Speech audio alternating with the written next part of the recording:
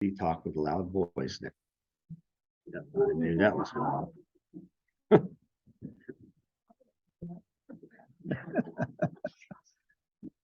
Well, I was trying to hear some things. Before we get done today, let me show you guys, unless you want to write it down, there's a really good site that I've been listening to and going through, and they're doing a lot of commentary on church and what's going on in the world today. And it's called Pastors Network, AmericanPastorsNetwork.org. That's what it is. And I think you'll enjoy it. Find some things there that you can learn and put in perspective of the Bible. They're not way out there. The podcasts I've seen aren't way out there. And there's Rob right there. Hey, Rob. Man, we just prayed for you to get here.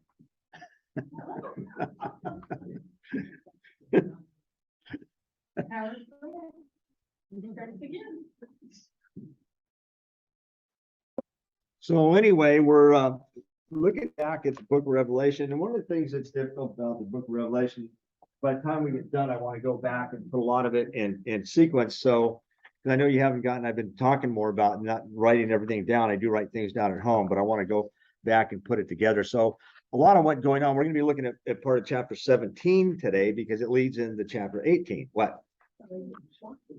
That's student hearing you to repeat yourself. In a nutshell, No. American. Okay, thank you. I figured like 10 out. Well, you need to have a better holster. That's right. So anyway, come hither and I will show you the judgment of the great whore. And I know a lot of us have heard that over the years and everything. And those of you who've been reading Revelation, what is that referring to? A certain city. Yeah, Babylon, that's right. And so what we do is you look at it and you wonder, well, how come this city and why this city? I mean, that city wasn't even on the map till Saddam Hussein started to try to rebuild it again, but see, God changes people's language. That's God. We go back to Genesis and Genesis 3:11, 3 through 9, and they're trying to build the Tower of Babel. Now, what was the reason they were trying to build this tower? Curtis, get to heaven. And so God looks down and it's going pretty good because everybody speaks the same language, right? I mean, if we came in here and 12 people all spoke different languages, it would be very difficult to teach and to get anything accomplished. So everybody did that, and God's looking at them and they're saying, we want to build a tower to heaven. Man wants to put all the work and the progress on their shoulders and of their works that they want to accomplish this.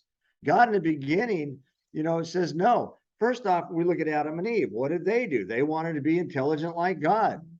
And so they wanted to have that ability to be like God. What was Satan's downfall? He wanted to be greater than God. He wanted to sit in God's throne above all things. So we see that on the sinful side, we have this nature to be in charge of everything. I'm the guy who's in charge here. Well, we're not. We're not. And when you believe that, evil is walking you like with a dog leash on, because you keep buying into this and that. Everything looks really, really good. And we can't continue to walk that way. And they said, come, let us build ourselves a city and a tower whose top is in the heaven. Let us make a name for ourselves, lest we be scattered abroad all over the face of the earth. That's what happened to them. God stopped them, confused the language, and scattered them all over the earth. The very thing that they thought they would not do was the very thing that God had in plan for them.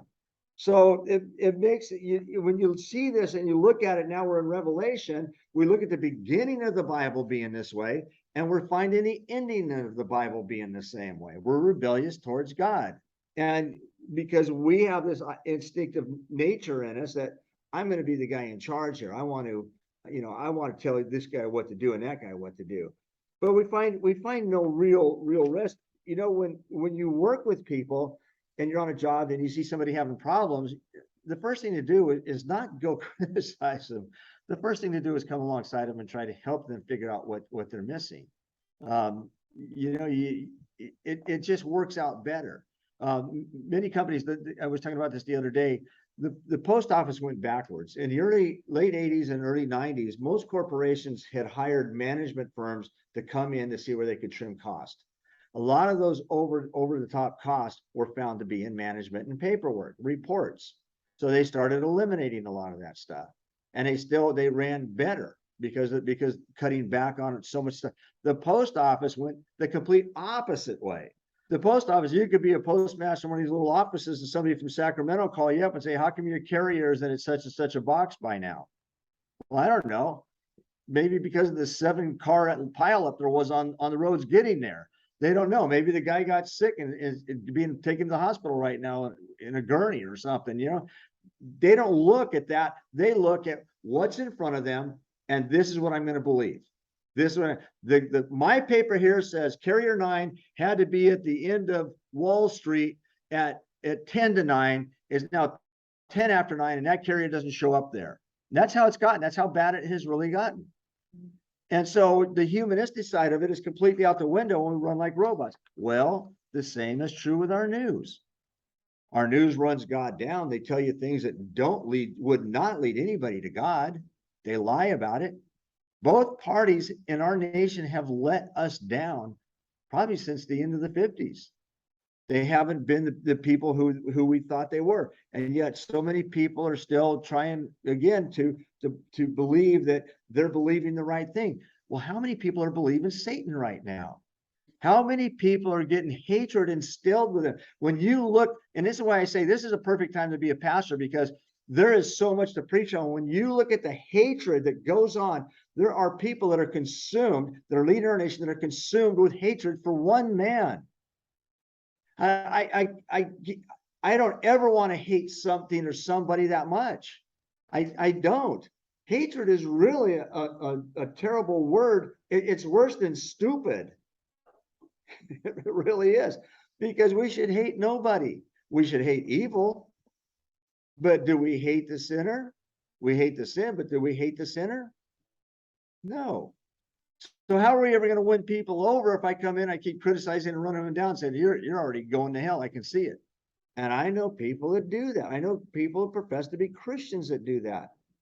You know, a guy walks up to another guy and says, hey, do you believe in Jesus? Well, no. Okay, you're on your own. Walks away. That's not what happens. The reason that I told you guys before about the one teacher that I had in chaplain duty was because of the simple word that all of a sudden put interest in her mind. As she said, I don't believe in that stuff. And I started walking out the door and I said, I will pray for you still when I get to the chapel. And that made her stop me and come back in and have a long conversation. That was a conversation about her niece, her and her husband were pharmacists, and they moved up to Alaska and worked as missionaries up there, gave their life serving the people in Alaska. And she couldn't understand it when they're freeloaders and living off the people at the church who don't have a whole lot anyway. Now she's giving them more than money could ever buy them. And they're doing it at a drastic sacrifice in their life. But those simple words took a heart that was turned against religion. I will pray for you anyway when I get to chapel, and opened the door. And she was in tears when I left. She said, I'm going to go home and start studying my Bible. Okay, real quick. Courtney has a customer who has problems with relationships. She goes through one after another. So she comes in now and she's in a happy mood. She's just all full of joy and everything. And she starts telling Courtney that she's in a new relationship. And the way she's referring to it, Courtney doesn't know if this is a relationship with a man or a woman. Now, this woman has always been in relationships with men. Well, this person is a man who wants to become a woman. And so she's using the they and the their thing. So Courtney's lost. I don't know the they and the their thing. I don't know. Who are you talking to? Please refer to him as male and female. And Courtney's not trying to put any pressure on her because the gal wants to talk about it. She goes, and I'm just happy now. Well, the truth is she was happy with all those other relationships when they started. This one here might lead to suicide. And so she's going through all this stuff. She goes, I read the European Bible, and it's a lot better than our Bible. And it doesn't say anything about homosexuality or sin or anything in there. And I'm thinking, well, that's most likely not an Orthodox Bible from those days. you know, so encouraging that stuff is wrong for them to do. But you see, she's had to buy a lie to justify her life. And that's what we do in life. We do wrong things and we find ways to justify it. And so this person, you know, Courtney's praying for this person. She'll be ready to talk with her when she comes back, because you need to get people like that to understand it, that you've bought this lie. And when the sales run out of air this time, what have you left? You've taken something that you believe your entire life was wrong. You refused to go to your niece's wedding because it was a lesbian wedding. You refused to go to that, but now look at you now. Because you feel good, you're claiming a whole new awareness in God. And that's buying into the lie. And one of the biggest lies that goes on right now is telling us that we're not compassionate people, and getting us to hate the opposite side. What was it? 80 something percent of Democrat students do not want to house with a Republican conservative student. I mean, that's just nuts. Christian in general. Yeah. They could be, Democrat and Christian, I know. Yeah, still, and that tells you where our nation is going. People believe in socialism. I'm finding Karl Marx's name starting to show up again. As a matter of fact, if you read the oh shoot, Chuck Swalwell, Swindoll, yeah, Chuck Swindoll. Yeah, I'm having a hard time remembering that name. If you read his book, he's taken chapter 17 and he's tied it all to Karl Marx, and really brings out the strong points that are going on inside that chapter there. So anyway, we're looking at Babylon, and in this city that's gone through a whole bunch of stuff in its history that the people are turning away. Well, when did they start turning away? What was it? Well, they started turning away immediately when they wanted to build their own temple. They didn't go after God. The thing that gets me here is the question comes up: if they're trying to build, if they don't know God, they don't know anything about God's ways, they don't have a history with God yet. What God is it they're seeing? Is it a God of their own creation, a heaven of their own creation? What is it? It infers that they must have some knowledge of the great God. And of course, if we go back to Romans chapter 1, it's going to tell you that through his creation, everybody has an intuitive understanding of God. So man is without an excuse when they stand before the judgment gate, because everyone has had the opportunity, but not everybody wants to take it.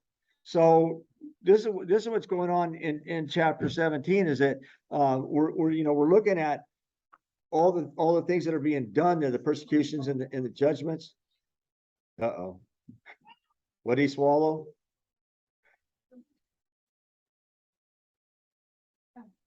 You hide under the bridge. That's how you take people on a little troll. Hey, who's that crossing my bridge? So in the Greek, Babel, a Semitic form of Babalu, and that sounds like an old rock and roll song, doesn't it? Babalu. The meaning of it is the gate of God. Okay, so that's what you'll have in your notes if you got the notes today. The Assyrian tablets, it means city of dispersion of the tribes. Now, to the Assyrians, that they understood what was told to them, because God talked about that. If they kept going, he was gonna confuse their language and scatter them throughout the world, and he did that. It was a promise that he made to, and so here later on in the Bible, it appears that the Assyrians understand that. The monumental list of its kings reaches back to 2300. It includes Kamakarabbi and Amraphel, the contemporaries of Abraham. So that goes back a long ways when you're looking at it that way there. Babylon was known as a big city, a collective city, a central point of commerce. Later on, it would be taken from the Assyrians. It would be overtaken by the Assyrians took it over from the Chaldeans, and the Chaldeans moved on, and then the Assyrians took over, and then Nebuchadnezzar in 660 BC, I believe it was, took over, or 606 BC, took over Babylon from the Assyrians. And at that point, he made it the central hub of everything. It became the Babylonian Empire. And so he did all his ruling and all his terrible feats and things from there. In most what we see in the Bible, most of these cities of commerce are wretched cities. They look more to what they can make and who they can fool and what they can sell and who they can lie to than leading people to the Lord. What is the greatest prosperity in the world? No, there's something far more money than money, because the Bible says greater than silver and gold. And power is what most people want, but that's not it either. If you want to show somebody prosperity, you should show them how to believe in God and walk in righteousness. I know the plans I have to you, plans to prosper you. He's not talking about you having fancy Corvettes and fancy homes or anything. He's talking about the life that Mother Teresa lived in abject poverty.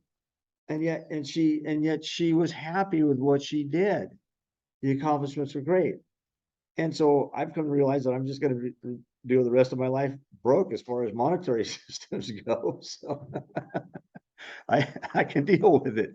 So You're better off. yeah, better off. Yeah. Better off. So let me give you all the change in my pocket so I don't have to worry about how to spend it. And it became the Assyrians made it the capital of what they considered the United Kingdom, because there was a lot of cities and areas grown together at that time. We were doing commerce and things together, and so they made that city a well-known city. It became the city that was referred to as United Kingdom. It would fall into Assyrian control. The city grew in recognition and grandeur, but in 606 BC, it was liberated by Nebuchadnezzar. Now that sounds kind of crazy that it was liberated by Nebuchadnezzar, because Nebuchadnezzar was kind of a bloody tyrant. And he was used to getting in his way. And, we know what the fall of him was. I mean, he became so great that when God gave him favor, he sat down and look at all the things I've accomplished. And that next day he's out eating with the animals. And so we see what pride does to us. But the history of Nebuchadnezzar and Babylon, literally Babylon was the beginning. This is written by, I think this is from the dictionary. The history of Nebuchadnezzar and Babylon. The literal Babylon was the beginner and supporter of tyranny and idolatry. This city and its whole empire were taken by the Persians under Cyrus. The Persians were subdued by the Macedonians. The Macedonians, every time I think of that, I think those cookies. But Macedonian nuts, yeah. I think it's Macaroons, that's what I'm thinking of, macaroons. So Rome succeeded in power of old Babylon. It was the method to adopt worship and false deities and she had conquered. Now, all of a sudden, we see the reference to she. Now, that's what we're seeing in Revelation a lot, is that we're talking about a she, that's how they refer to the city of Babylon and the great harlot. That's what goes back to the great harlot. So we're looking through the Bible, where we started this process early in Genesis, and it has never stopped. Matter of fact, it has grown. So and Erlendak became the heiress and successor of the Babylon idolatry, and of all that was introduced into her by the immediate successors of Babylon, and consequently of all idolatry on earth. Rome, mystical Babylon, is the great city which reigneth over the kings of the earth. Revelation 17:18. That's from Easton's dictionary. So we can find a lot more that goes on. If you study the history of Babylon and Nebuchadnezzar, you can find a lot of things that were brought in and taught to the people in idolatry means and varieties, I guess you would say. You could find a God that appeased your likings. You could have a comfortable God. You could actually make your own God. So the thing that we want to hear most, that we like, goes all the way back to Revelation 14, but it's in other verses too. It says, and there followed another angel saying, Babylon is fallen, that great city, because she made all the nations drink of the wine of her wrath with her fornication. How did she make them do that? Now, some of it is the overall spirit of a city. This city had Babylon in its control. Evil had Babylon in its control. And so that could be one way that you look at it, but you could also look at it as the desires of the flesh. What does my flesh desire when all this stuff is going on in front of you? Now they're downgrading pedophiles. They're downgrading the name, as we covered last week, to ma'am, and they're opening up the door for more people to try this out. Because what happens when they get it into the news, all of a sudden it becomes kind of a fad, and we don't want fads getting into our churches. And in the churches, like Courtney has here, the churches giving in to the fads of the people. But that's what was going on then, and that's what's going on a lot now. People just don't want to hold on to really grab on to the offer of salvation. And I think it's so important that we do that. History records the awful downfall of the nations as they grow further and further away from God. God, we don't need you anymore. We have everything figured out. As we look at our world today, we find only a small portion of the world's population honors our Father God. What evil is done back then, it was not only worse today. Today we encourage the perpetrators are held up in high esteem. We go back. I still see that one clip when the city started getting destroyed, and that newsman is standing right in front of a chaos that the place is literally burning in back of him, and people are running around in chaos. He says, "Well, things are in pretty good order here." So, but you see, what that gets to is the thing to come out and take out of that is that his idea warrants lying. See, that's the problem with a lot of politicians. Lying is okay if you achieve the outcome that you want. That started with Karl Marx. Karl Marx was really big on that the deception is okay if you achieve the outcome that you want. So, we even had our vice president bail some of these criminals out of jail so they get back on the streets and keep rioting. So, and yet people can't. The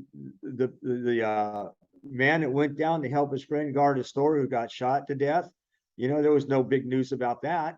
The other people who've been shot and killed during those riots, there's no news about that.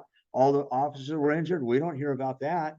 We don't hear about the things that evil doesn't want us to hear. And that's exactly how your TV is getting programmed now. That evil is programming your teacher. I mean, has anybody here watched the show Tammy and Waka or Tammy and Waka once? Does anybody even hear about it? And it's on whatever station NCSI is on. I think it's 128. It's called the All Black Network now or something. And they have the unbelievable things that they have on. I don't watch any of it. I watch NCSI, and that's all I ever watch. But it's just, yeah, that one too. Yeah. And so anyway, it just shows where our world is. That the people that support those things, where's their mindset? Would they not feel guilty if they walked in the church and they're listening to the pastor talk and they know the vile program that they just watched? I don't think they would. Love after lockup, paroles and pit bulls. These shows you can't even think of these things. Who dreams this up? And yet you'll hear people talking about them in store lines. Oh, did you watch Tammy and Waka last night? And you didn't even describe what they are. I'm lost. I think he's an ex-parolee, and he marries this girl, and she says that if you're going to be a good wife, you have to be in a mean bee. Yeah, if you're going to be a good wife, you have to be a mean bee. I'm not saying the word, but you know the word that goes into that place. And I'm thinking, no, if you want to be a good wife and a good husband, you put your spouse before you, and you look and you have your concerns about them. And this is just absolutely crazy because they use all kinds of foul language on the show, and you get maybe 5 words out of 30 minutes of the show because everything else has been bleeped. So they just should call it the bleep show.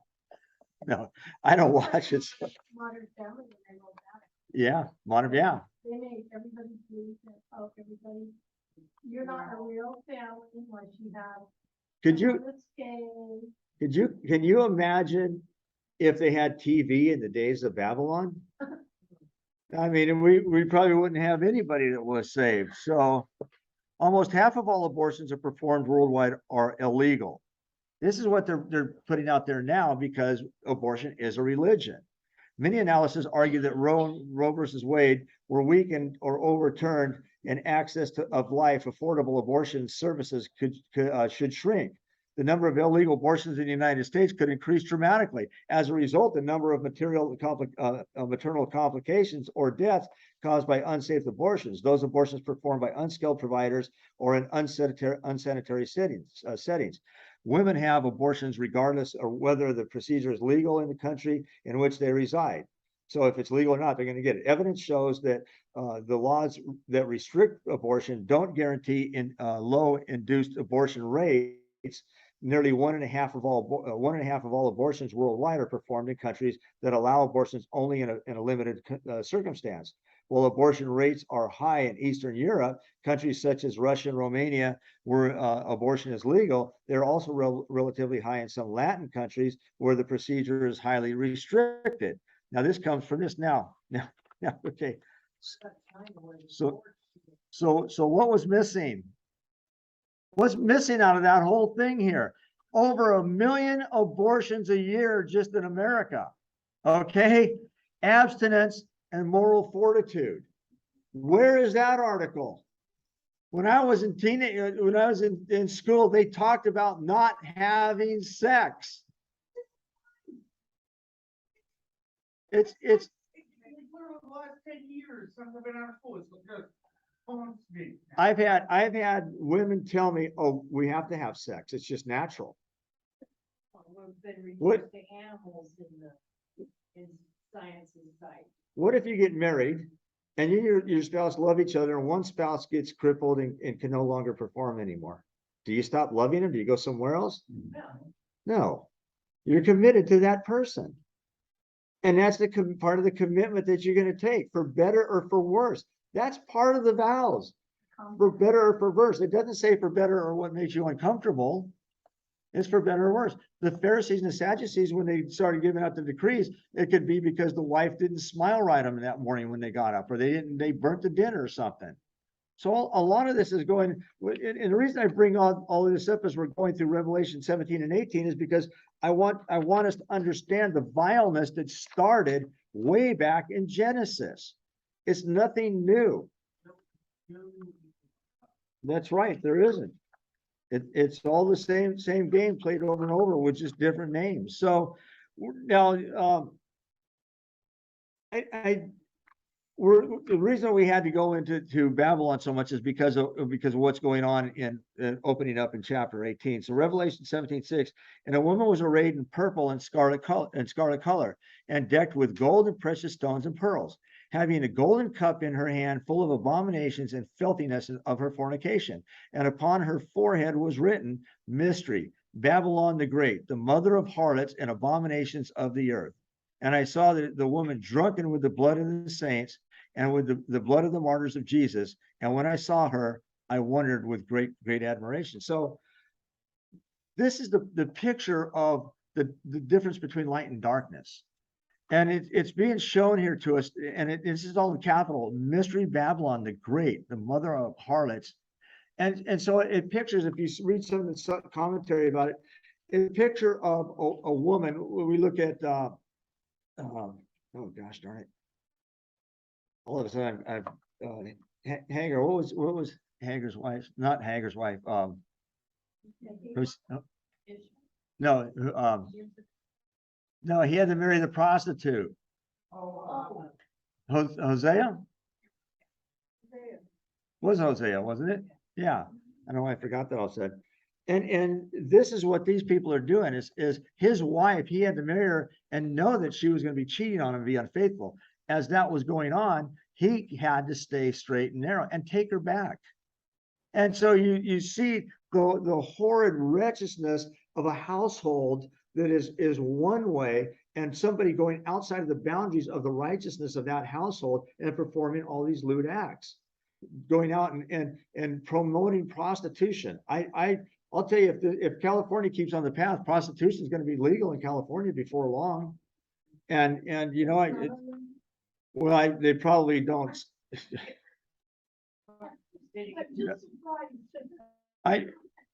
Because I heard some discussion on it a few months back again, and it was being looked at. So, you know, it might be something that's coming soon. We are a perfect image of what we were reading in the book of Revelation. It's you know, we don't teach the things that need to be taught in school. We don't teach the problems of it. First off, I have a number of friends that have didn't know that they even made somebody pregnant, that are now paying for 18 years of child support.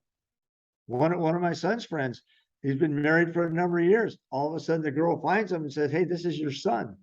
They do a DNA thing. He has to pay back child support. He has to pay fees for welfare and stuff like that.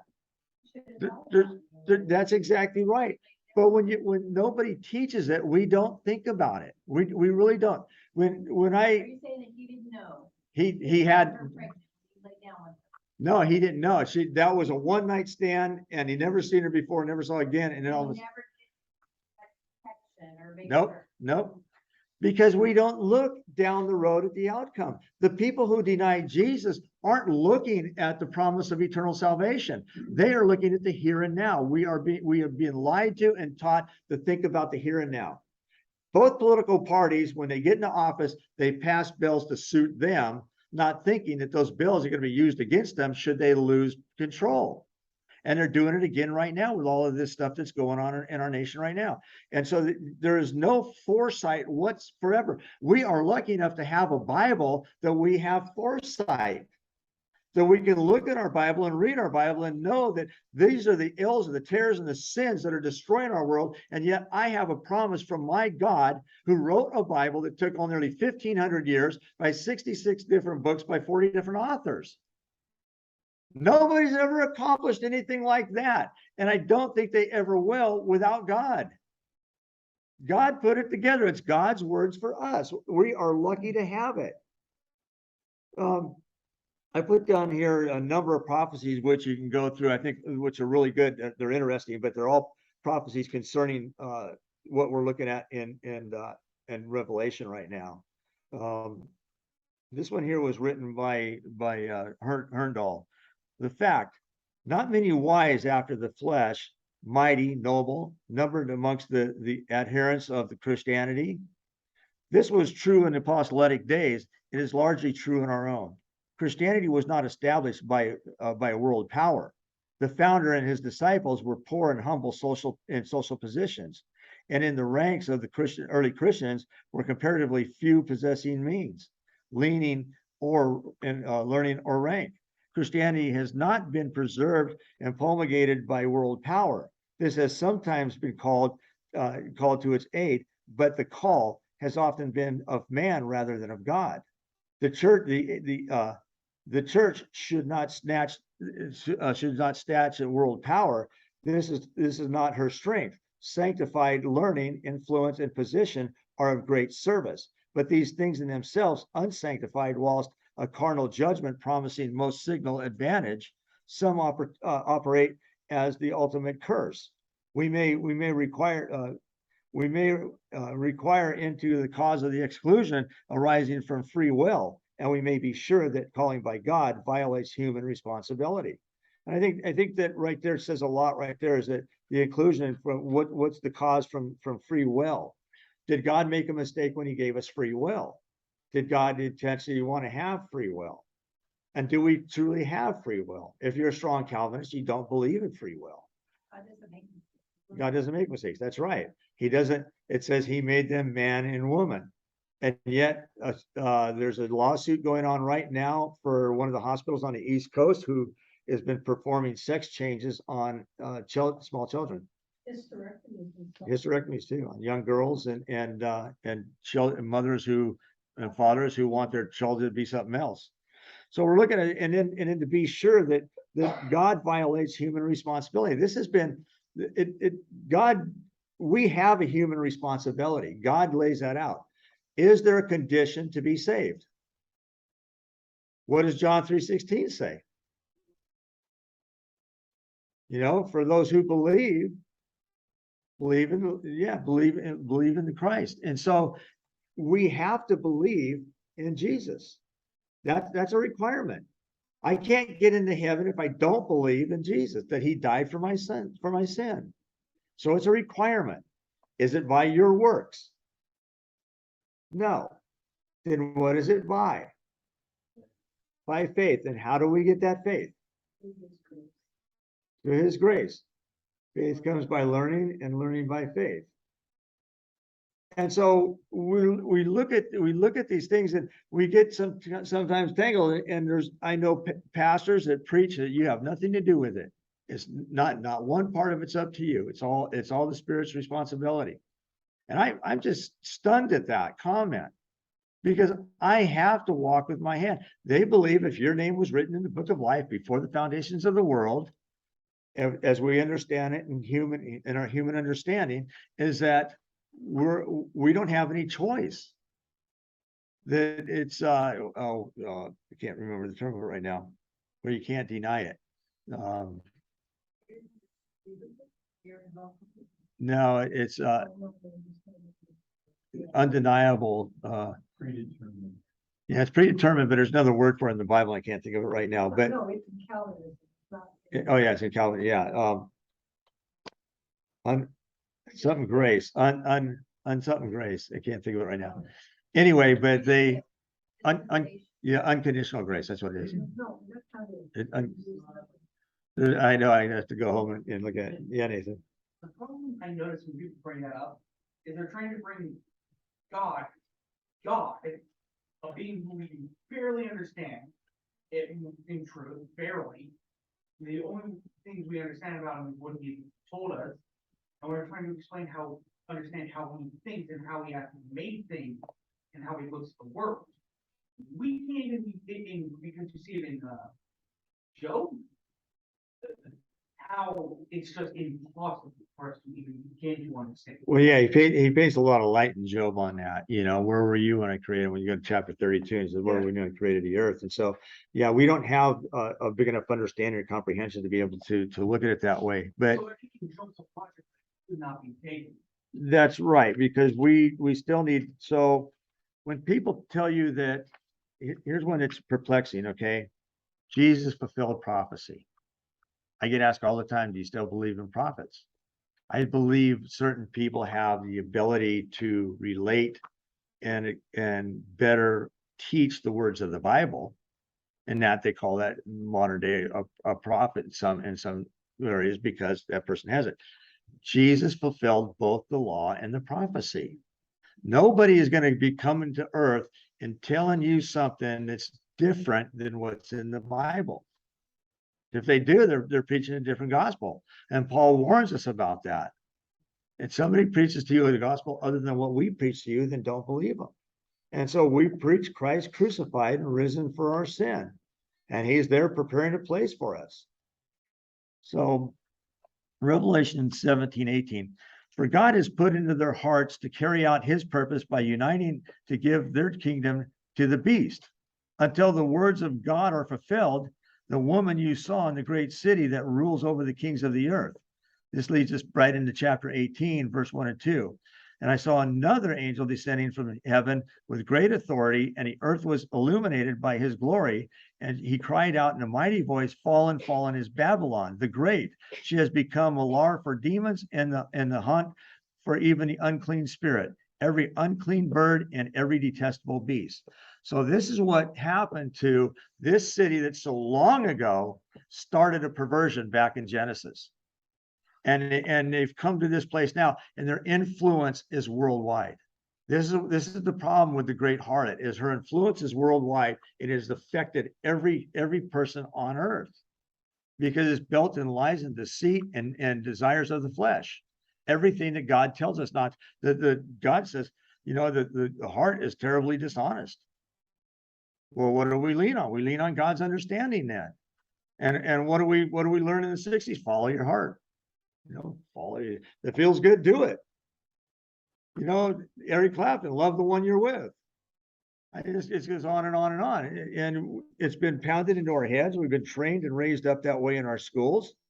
I just scratch my head and I look at it and think, God, how can we get it right now? I mean, I know that everybody in here that believes is going to be saved. But what about the people that are walking outside they're wobbling on the fence? What about those people that don't understand? In my own family, I have people that are there. And right now, I'm working with my brother-in-law up in Chester, and Janet's prayed that him and her sister come to know the Lord. And in that, working with Bob on the job, I'm able to share qualities of Christ. To bend down to pick something up. The well pump went out yesterday. So tomorrow afternoon, or Tuesday afternoon, I headed back up to replace the well. I headed back up this afternoon to get my wallet. So, yeah, so I need to leave right after church. So got down in the Palermo yesterday and I wanted to buy, if anybody ever thinks they found the best burrito, you need to go to Palermo. There's a little bitty tiny shack there. It's an old shack. The old lady, I've never got her name. She works in there. She's just a nice old lady. Her Bible is so worn out and she studies that Bible. We've had good conversations and stuff, and she just studies that Bible all the time. And I can only get one because I didn't have any cash.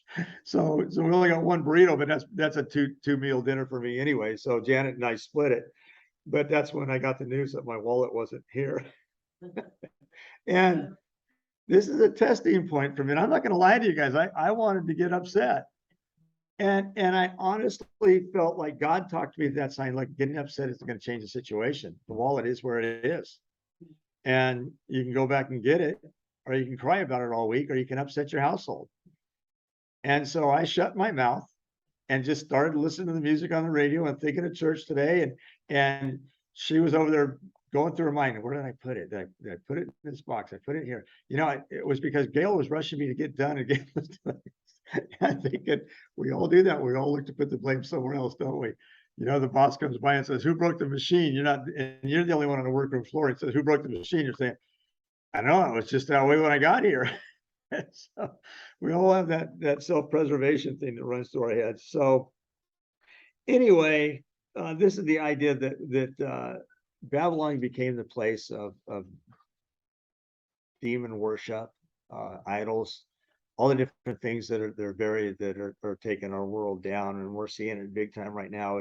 And the biggest thing that I don't want to see, I don't want to see more of the hatred espoused from people who are on the Christian side of things. I don't want to have them start shouting and shooting people and everything else. We are on the brink of civil war, not only in our nation, we're in the brink of a world war. China has the control of one side of the Panama Canal right now. They will soon have control of both sides. They're working together with Russia. Now they're drawing a coalition with Russia and Venezuela. Now they're working at trying to establish where they can get nuclear capability within the Western Hemisphere. And so we're looking at real dire times. Don't let it bring you down. Don't walk around kicking this and, "Oh, poor us. We're the people who are going to have to go through all of this." We don't know what we're going to face yet. We don't. You know, some might face tribulation, some might not. You know, not everybody's going to be on the same road. But how we take it, how we look at the world today is what's extremely important. When you leave here all week, carry the understanding that you have light in you. Let your light shine that others may see it and know that you're a child of Christ. And so when you do that, you don't have to be burdened down with this. If you're tired and heavy laden, bring it to me. And it's so true. You can stop in the middle of a moment that really upsets you, and you can start praying, "God, you know, I want to turn this over to you. I want to be happy." And you can, and your mind changes, and all of a sudden, you know what? I'm happy. I know that one day I'm going to die. But the best thing is, it doesn't even matter how it happens. I know where I'm going when I die. And that is what we need to keep our focus on and be happy about that. You know, if you're watching too much news and it's taking you down that road of hatred and despise, turn it off and start reading your Bible. Go find somebody to fellowship with, but stay with it. So anyway, let's go ahead and close. Father, I know that so many of the things that I feel that I need to lead on here in Revelation are confusing sometimes to the scripture that we're looking at. And yet, Father, you said it in my head that there are so many things that tie together. And I hope that as we walk out here today, that we all think of those things that we see in our world going on today. But Father, we go back to chapter 2 and chapter 3, and we see the promises to the churches. And we know that although we may become the most evil nation on the face of the world, for those who have eyes, let them see, and ears to have them, let them hear what the Spirit says to the churches, for we will be saved, Father. And that's where our focus needs to be, continually on that. And may we set aside all the hatred and despise that is running our world today. But I ask all of this in the name of Christ Jesus. Amen. Was I supposed to announce something, Lori?